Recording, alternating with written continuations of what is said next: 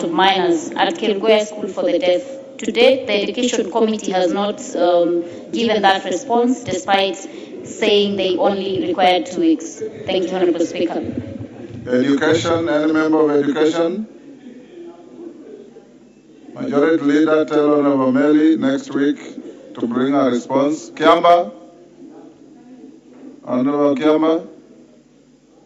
Honorable Speaker, I requested a statement from the Housing Committee on 13th March, brought 5 orders in the House, and I've never been answered.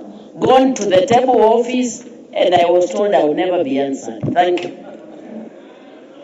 Who told you that? I was told. Who told you? By those concerned. Honorable Kiamba, you are an honorable member. Thank you, Honorable Speaker. I have written 5 orders, and eventually I even went to the table office, and I was told they have tried to talk to the PS, and I was told I will never be answered. I don't know, but it was reported from table office. Thank you. I don't believe you, but write to the Speaker, he will cause them to answer you. I do not believe what you are saying, though.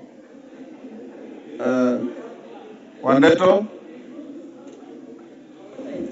I think, Mr. Speaker, this thing of statements not being responded to within the time frames for which those responsible have committed is becoming common. I also have a number of things that I've been following up with agriculture, with interior, and it's the same. So maybe, Mr. Speaker, if there was a way your office or the clerk's office could be tabulating these statements, and then there's some sort of enforcement on your end, because sometimes we find ourselves having to chase unnecessarily.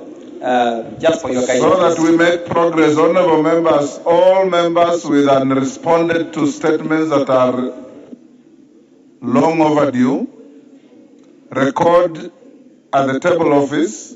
They'll compile the list, bring to my office, and I'll ensure that they all get responded to before we recess. So just record them at the table office. Then Kirui, Kiambati is here. You are responsible for compiling that list, Kiambati, to bring to my office. Next order.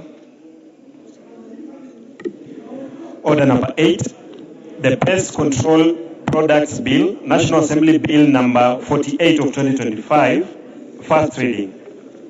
A bill for an act of parliament to regulate the importation, exportation, manufacture, acquisition, distribution, advertising, use and disposal of products used for the control of pests and organic function of plants, to establish and provide for the powers and functions of the Pest Control Products Authority and for connected purposes.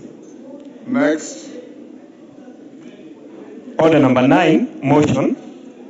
8, reports of the audited financial statements of 6 state corporations.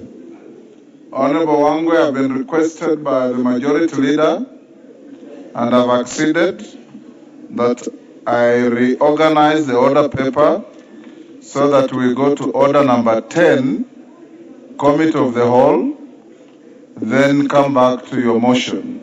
Is that okay with you? Give Honorable Wangwe the mic.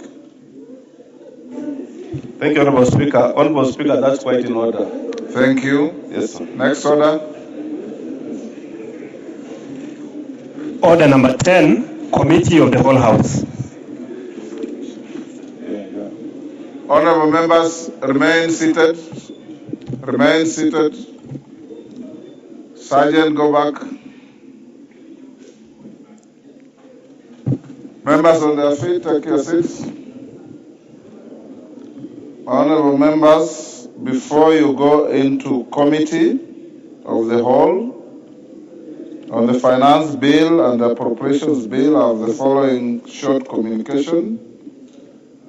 Honorable members, before the House proceeds to the next order, which is consideration of the Finance Bill, National Assembly Bill number 26 of 2024 in the Committee of the Whole House, I wish to provide guidance with respect to the consideration of the amendments proposed to the bill by individual members. As you will observe in the supplementary order paper, Besides the amendments from the Departmental Committee on Finance and National Planning, there are additional amendments from individual members, including from the Deputy Leader of the Minority Party and the member for Kariani, the Honorable Robert Mbui, CBS MP, the Deputy Minority Party Whip and member for Embakasi West, the Honorable Mark Mwenje, CBS MP, and the member for Yatta, the Honorable Robert Basil, MP.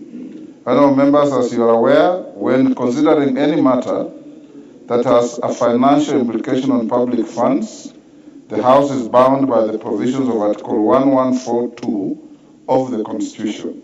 For clarity, Article 1142 of the Constitution provides that, and I quote, if, in the opinion of the Speaker, a motion makes provisions for a matter listed in the definition of a money bill, the Assembly may proceed only in accordance with the recommendation of the relevant committee of the Assembly after taking into account the views of the Cabinet Secretary responsible for finance. Additionally, honorable members, the provisions of Article 114 of the Constitution are further actualized in Section 39A of the Public Finance Management Act, Cap 412A, which states in part, and I quote, submission, consideration, and passing of finance bill. 4. Any recommendations made by the relevant committee of the National Assembly or resolution passed by the National Assembly on revenue matters shall C. Consider the impact of the proposed changes on the composition of the tax revenue with reference to direct and indirect taxes. D. Consider domestic, regional, and international tax trends. E. Consider the impact on development, investment, employment, and economic growth. F. Take into account the recommendations of the Cabinet Secretary as provided under Article 114 of the Constitution. And G. Take into account the taxation and other tariff arrangements and obligations that Kenya has ratified, including taxation and tariff arrangements under the East African Community Treaty. Honorable members, a money bill includes matters that contain provisions dealing with interior taxation, the imposition of charges on a public fund, the appropriation, receipt, custody, investment, or issue of public money, and the raising and guaranteeing of any loan or its repayment. In this regard, the finance bill, being a bill dealing with interior taxation measures, is evidently a money bill. Therefore, its consideration by the House squarely falls within the confines of Article 114 of the Constitution, as well as other provisions relating to processing of legislation in the House. In this regard, honorable members, I have analyzed the amendments proposed to the bill and noted that some contain proposals touching on matters listed in the definition of a money bill pursuant to the provisions of Article 1142 of the Constitution. Honorable members, in this regard, the proposed amendments that were submitted and for which a disclaimer under Article 114 of the Constitution has been made will only be proceeded with if there is consultation with the National Treasury through the Departmental Committee on Finance and National Planning. In absence of evidence that the amendments were processed in the manner contemplated in Article 1114 of the Constitution, the Speaker is left with no choice but to direct that the Committee of the whole House shall not consider any of the amendments or parts of amendments that have been published in the order paper with a disclaimer. For clarity, the amendments proposed by the Honorable Robert Mbui MP on Clause 3, 4, 18, 19, 22, and new Clause 21A are subject to the provisions of Article 114 of the Constitution. The same case will apply to the proposed amendments by the Honorable Mark Mwenje MP on Clauses 7, 17, 22, and 36A, and the proposed amendments 36A, 35, and the proposed amendments by the Honorable Robert Basil MP to Clauses 31A, 9 relating to new paragraph 163 and 55. Honourable members, the bill will therefore proceed without referring to the proposed amendments and will be considered as though the amendments have been withdrawn. The House is accordingly guided.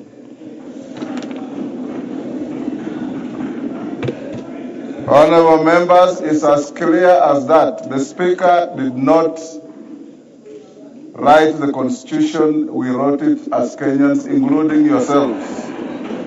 And we are all bound by it. So when you deal with delicate matters like finance bill and appropriations, I encourage you, and money bills, just do a bit of reading. Just do a bit of reading. I have a lot of consultants and advisors employed by you in this parliament. Just go to the Directorate of Budget. There is a very well-educated young man there called Dr. Masinda, a PhD holder in finance matters. He will help you so that when you bring your amendments, I'll approve any amendments you bring that conform with the Public Finance Management Act, the standing orders, and the Constitution. I'm a facilitator. Where you offend the law, again, my hands are tied. And Robert Mbui, I even placed a call to you. I told you this so that it's not strange, because I saw you as the team leader. And that is the law. The law is not necessarily reasonable. The law is the law. And Shakespeare said, the law is an ass, but it is the law. Honourable members, will you be upstanding?